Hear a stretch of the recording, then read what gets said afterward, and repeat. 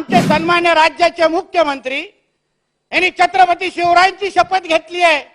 अहो, छत्रपती शिवरायांची शपथ कुठलाही सूट जे आपण देवेंद्र फडणवीसजींना आणि आमच्या सरकारवर जी काही टीका होते अध्यक्ष महोदय अन्वय मराठा आरक्षण आणि अन्य आरक्षणाच्या संदर्भात हा प्रस्ताव मांडला गेलेला आहे अध्यक्ष महोदय, आणि यावर चर्चा करण्यासाठी मी आपल्या इथे उभा आहे।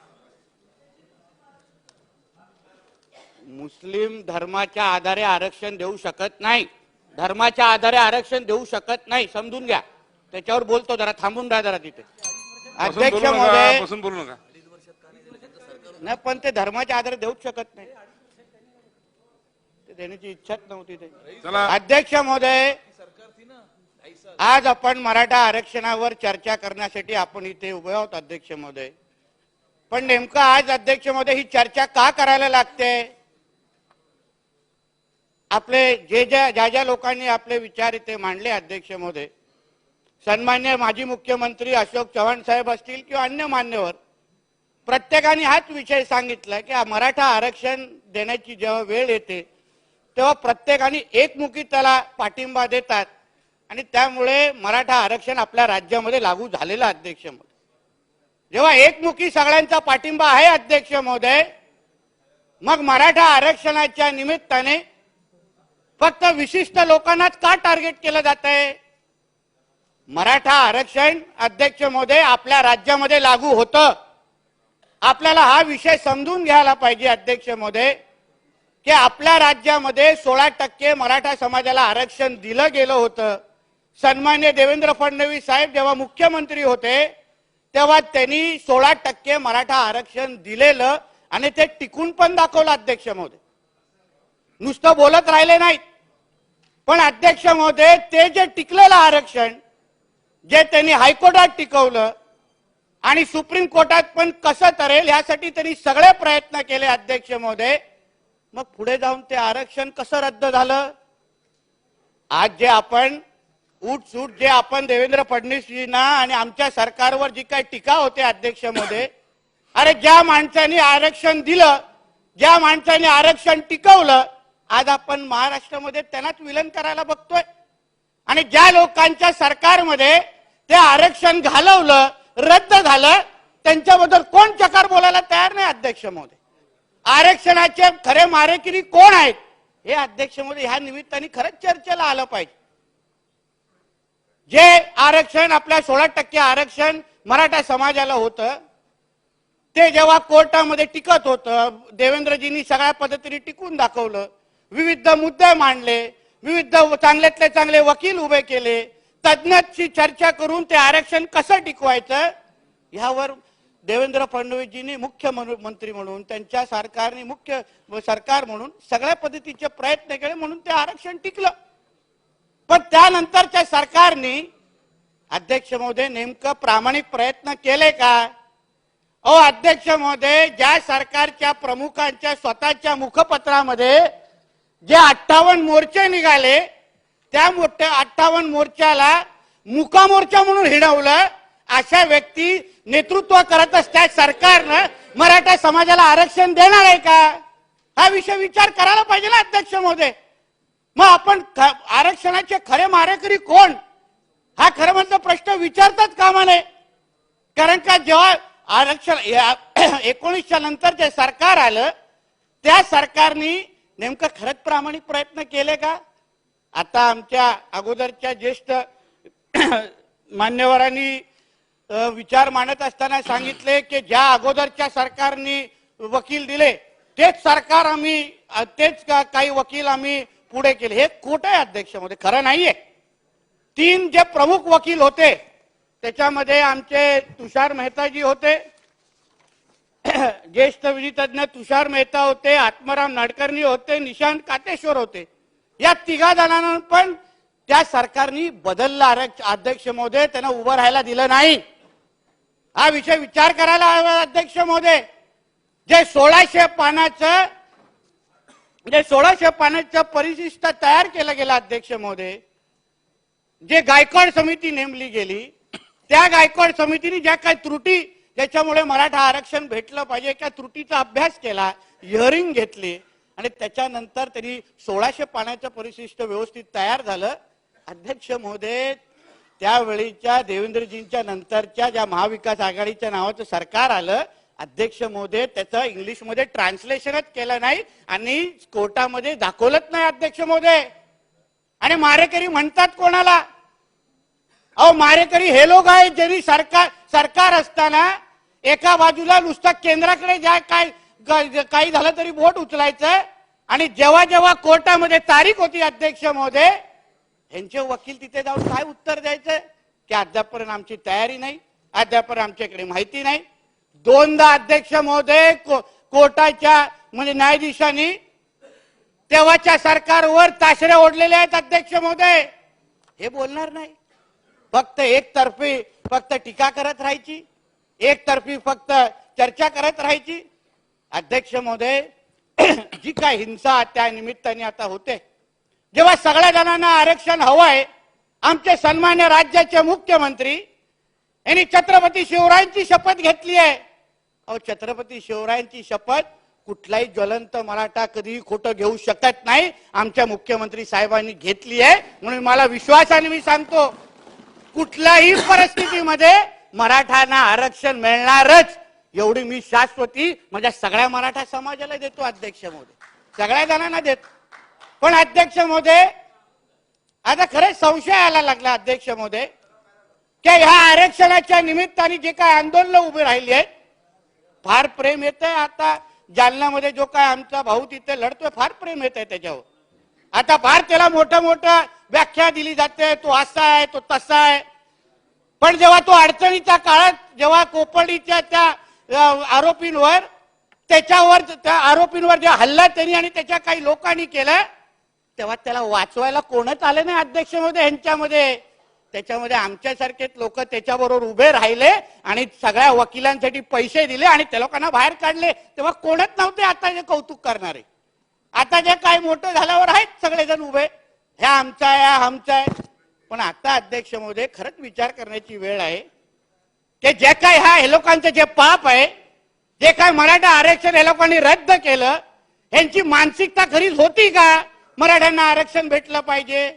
की नुसतं डोलवत राहायचं, नुसतं गांभीर्य दाखवायचं नाही, नुसतं केंद्राकडे बोट दाखवायचं? कारण का बाकी सगळ्या गोष्टी महाविकास आघाडी म्हणजे अतिशय प्रामाणिक पद्धतीने व्हायचं. वसुली कशी व्हायची, किती प्रामाणिकपणा व्हायचा. तिथे काही केंद्राकडे बोट दाखवण्यासाठी कोणच हिंमत करायचं नाही. दिवस रात्र वसुली तर व्हायची, म्हणून तर हे सगळं आज विरोधी पक्षामध्ये बसण्याची वेळ आली आहे. पण अध्यक्ष महोदय, प्रामाणिक पद्धतीने जसा आमच्या देवेंद्रजीने आरक्षण टिकवण्याचा प्रयत्न केला, आरक्षण टिकून दाखवलं, तसे प्रामाणिक प्रयत्न अगर पुढे झाले असते ना, तर आज राज्यामध्ये ही हिंसा झाली नसती. आज जे असंख्य आमचे मराठी तरुण ज्यांनी आरक्षणाच्या मुद्द्यावर जी आत्महत्या केली आहे, ते आत्महत्या करण्याची वेळच आली नसती. म्हणून त्यांच्या सगळ्या जे काही जीव त्यांनी घालवलं त्याचे जबाबदार पण हे सगळे जण आहेत अध्यक्ष महोदय. हे मी तुम्हाला टणकावून सांगतो, कारण हे लोकांनी प्रामाणिक पद्धतीने प्रयत्न केले नाही म्हणून आज राज्यामध्ये ही परिस्थिती तयार झालेली आहे. म्हणून तयार झाली अध्यक्ष महोदय. अध्यक्ष महोदय, एक व्यक्ती उपोषणाला बसतो, किती असं त्याला आता वर्षानुवर्ष तो बिचारा आरक्षणासाठी प्रयत्न करतो, ते ठीक आहे, ते सगळेजण त्याच्या समर्थनात आहेत. पण जे काय आजूबाजूला जे काय घडतंय, जी काय हिंसा घडते आणि मग हिंसेच्या नावाने फक्त आमच्या देवेंद्रजींना टार्गेट करायचं, टाड्या लावायचे, हे काय सगळे टीका करायची, मग ह्याच्या मागे नेमकं कोण आहे ह्याचाही अभ्यास अध्यक्ष महोदय करायला पाहिजे. तो स्वतःहून बोलतोय की त्याच्या हातात कोणी स्क्रिप्ट दिलेली आहे की बाबा तू असं बोल, बाबा कोणाच्या दुसऱ्या कुठल्याच नेत्यावर अध्यक्ष महोदय महाराष्ट्रात टीका होत नाही, कुठल्या दुसऱ्या पक्षावर टीका होत नाही, फक्त एक माणसाला टार्गेट करण्याचं काम चाललंय. अगर खरंच प्रामाणिक अगर सगळ्यांवर अगर काही चूक सगळ्यांची काही चूक असेल तर मग सगळ्यांवर टीका झाली पाहिजे. गावबंदी, आता एका गावाचे काहीतरी फोटो मी पाहिले, एका बाजूला नेत्यांना गावबंदी, दुसऱ्या बाजूला कोणाचे तरी संघर्ष यात्रा निघतायत. म्हणजे काय? मॅच फिक्सिंग आहे, मॅच फिक्सिंग झाली आहे त्याच्या नावाने. त्याच्यातले जे त्याच्या सभेच्या अगोदर जे व्याख्यान करणं, जे काही सभेची सुरुवात करणारे जे काही लोक आहेत, तो कारण प्रदीप सालुंके नावाचा आहे, छत्रपती संभाजीराव नगरचा, आम्ही ओळखतो त्यांना. तो कसा दिसतो तिथे? आणि मग त्याचे फोटो एका विशिष्ट पक्षाच्या ज्येष्ठ नेत्यांबरोबर कसे दिसतात? मग तो जो काही आता हल्ली जो अटक झाला तो 3 सप्टेंबरला एका ज्येष्ठ नेत्याबरोबर त्याचे फोटो कसे दिसले? अध्यक्ष महोदय, ह्याची उत्तर आम्हाला भेटली पाहिजेत ना. कारण का जो माणूस प्रामाणिक पद्धतीने प्रयत्न करतोय, ज्या माणसांनी मराठ्यांना इतिहासामध्ये आरक्षण देऊन दाखवलंय, त्याच्या नावाने जर टीका होत असेल तर मग ह्या सगळ्याचे आम्हाला स्पष्टीकरण आम्हाला द्यायलाच पाहिजे, आम्हाला मिळालंच पाहिजे. नाहीतर उगाच त्याच्या नावाने, आरक्षणाच्या नावाने अध्यक्ष महोदय अगर फक्त घाणेरडं राजकारण होत असेल तर ते आम्हाला मान्य नाही. मराठा समाजाला आरक्षण मिळालं पाहिजे यासाठी आम्ही सगळ्या जणांनी प्रयत्न केलाय. एकच कोण अजूनपर्यंत राहिलेला नाही. वर्षानुवर्ष आंदोलन सुरू आहे. आम्ही लोकांनी पण राज्यभरामध्ये फिरून सभा घेतल्यात. मराठी समिती असेल, गायकवाड समिती असेल, असंख्य लोकांनी प्रयत्न करून सकारात्मक पद्धतीने आरक्षण कसं मिळावं यासाठी अध्यक्ष महोदय प्रयत्न केलेले आहेत. मग ते समाजाला आमच्या माहिती आहे. त्या समाजाला माहिती आहे की बाबा प्रामाणिक प्रयत्न करणारे कोण आहेत. पण आता जी काय परिस्थिती जी काय खराब होते ना अध्यक्ष महोदय, त्याची पण विचार करून मला वाटतं त्याची चौकशी झाली पाहिजे, त्याची चर्चाही झाली पाहिजे. या लोकांनी त्यांचं सरकार असताना अगर त्यांच्या चुका केल्या नसत्या, प्रामाणिक पद्धतीने ती केस तिथे लढवली असती तर आज महाराष्ट्रामध्ये ती परिस्थिती झालीच नसती. एका बाजूला तिथून तो म्हणतो की बाबा नाही बाबा मला शांततेत आंदोलन पाहिजे, मग ही लफडी कोण करतायत, दगडी कोण मारतायत, जे काय गोळी को काय तो सगळीकडे तो दाखवत फिरतोय. तो जो काय अटक झाला, दराडे काय बराडे नावाचा ना त्याचा, बराटे, त्याच्या घराचा त्याच्या इकडे त्याला जेव्हा पोलिसांनी अटक केली त्याच्याकडे पिस्तूल सापडला अध्यक्ष महोदय. त्याच्यावर गुन्हे 307, 302 सारखे गुन्हे आहेत. मग ह्याची चौकशी, ह्याची चर्चा व्हायला नको? मग फक्त देवेंद्रजींवर आणि गृह खात्यावर कसं बोट उचललं पाहिजे? त्या दिवशी दगडी कशाला मारली गेली? जेव्हा तो तिथे शांततेत आपला उपोषण करत असेल, मग तिकडे दगड मारण्याची कोणी तिथे सुरुवात केली आणि दगड मारल्यावर तिकडे पोलीस लाठीचार्ज नाही करणार का? याबद्दल पण विचार करायला पाहिजे. काहीतरी 64 आमचे पोलीस बांधव आणि त्याच्यामध्ये महिला पोलीस पण आहेत, ते जखमी झालेले अध्यक्ष महोदय.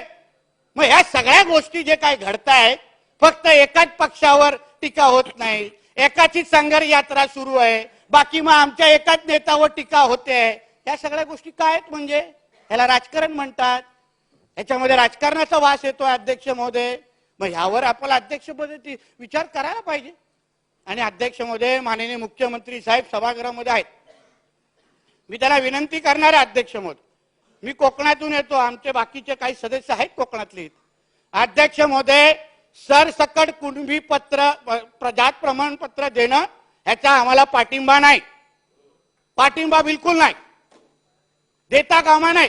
ज्याला जो मराठा समाजाचा आहे, ज्याला मराठा समाज म्हणून जात प्रमाणपत्र पाहिजे त्यांनी तसंच ठेवलं पाहिजे. ज्याला कुणबी पाहिजे त्यांनी कुणबी घ्यावं, पण सरसकट देणं, मुख्यमंत्री साहेब आपल्याला कळकळीची विनंती करतो, असं काही करू नका, काही गरज नाही. म्हणजे मराठा हा शब्द इतिहासामध्ये मिटूनच टाकायचा, असे काय प्रयत्न सुरू आहेत का? म्हणून तो अगर काय चुकत असेल तर त्याला बसून समजू ना.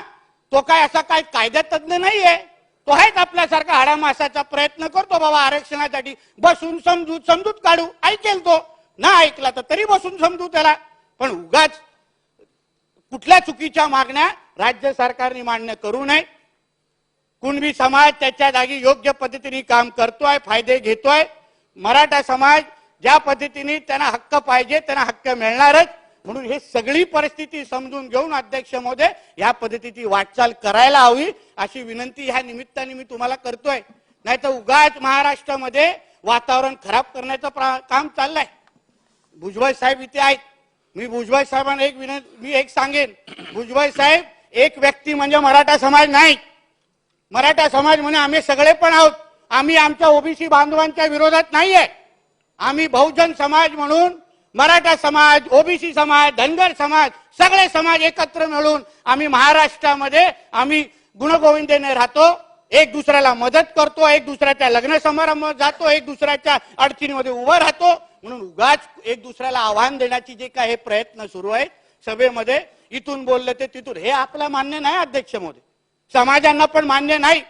कोण उगाच उद्या हे खालची मुलं लफडी करतील, दंगल करतील, मग त्यांच्या केसेस अंगावर पडल्यानंतर त्यांचं भविष्य खराब होईल. अध्यक्ष महोदय, आपण नेते मंडळी राहू घरी, आपल्याला काय होणार नाही, पण ते मुलांना आयुष्या डोक्यावर एक केस पडल्यानंतर त्या बिचाऱ्यांचं भविष्य खराब होणार. अध्यक्ष महोदय, म्हणून ह्या सगळ्या गोष्टी होता कामा नये. आपल्याला पाहिजे असेल तर चला आपण एकत्र व्यासपीठ तयार करू, त्याच्यामध्ये ओबीसी, धनगर, मराठा, आदिवासी सगळ्या लोकांची एकत्र सभा घेऊ राज्यामध्ये आणि सगळ्यांना सांगू की बाबा आम्हाला सगळ्यांना मराठा आरक्षण पाहिजे आणि कोणाच्याही दुसऱ्या आरक्षणाला हात न लावता आम्हाला मराठा आरक्षण हवंय, हे आमच्या लोकांची मागणी आहे. अध्यक्ष महोदय, आम्हाला 27% ओबीसी समाजाचं आरक्षण, त्याला 1% हात लावायचं नाही.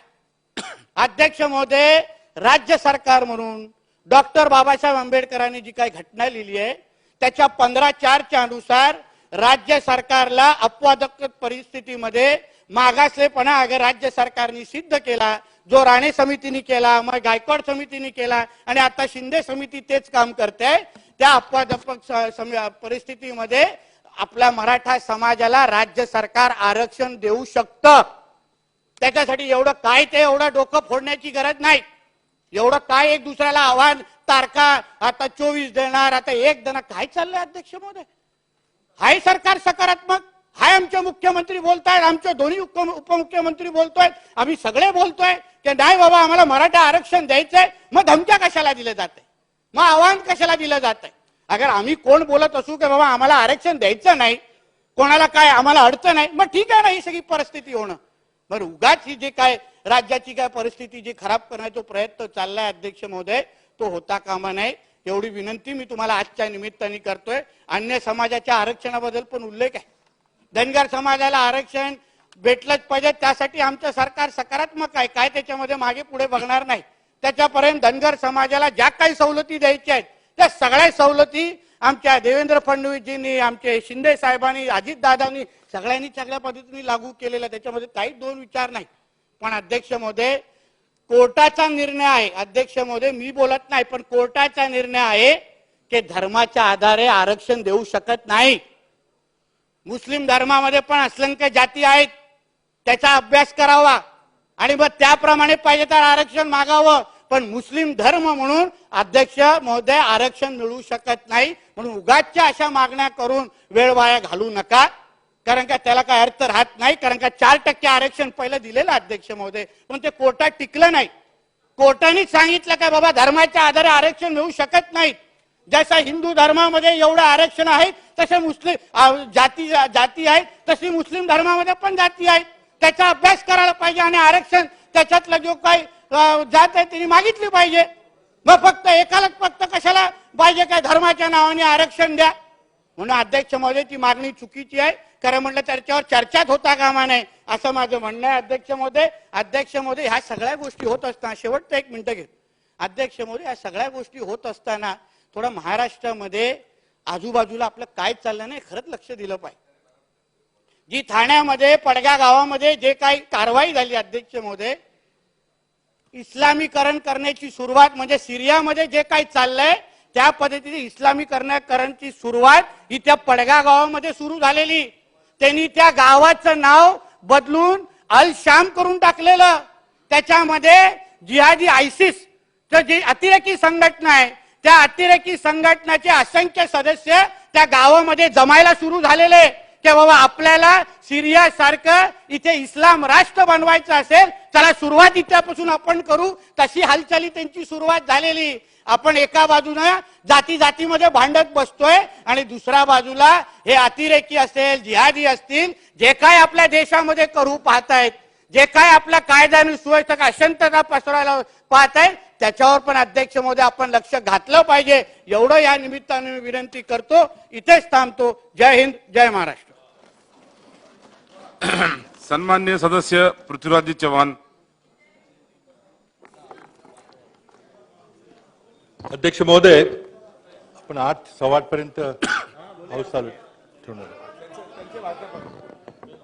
अध्यक्ष महोदय, आपण एका अत्यंत महत्वाच्या आणि संवेदनशील विषयावर चर्चा करतोय. म्हणून आता 8 वाजले तरी सभागृहाची उपस्थिती आपण पाहिली. तर संबंध राज्यामध्ये टेलिव्हिजनवर महाराष्ट्रातली जनता या चर्चेकडे लक्ष देऊन ऐकत आहे.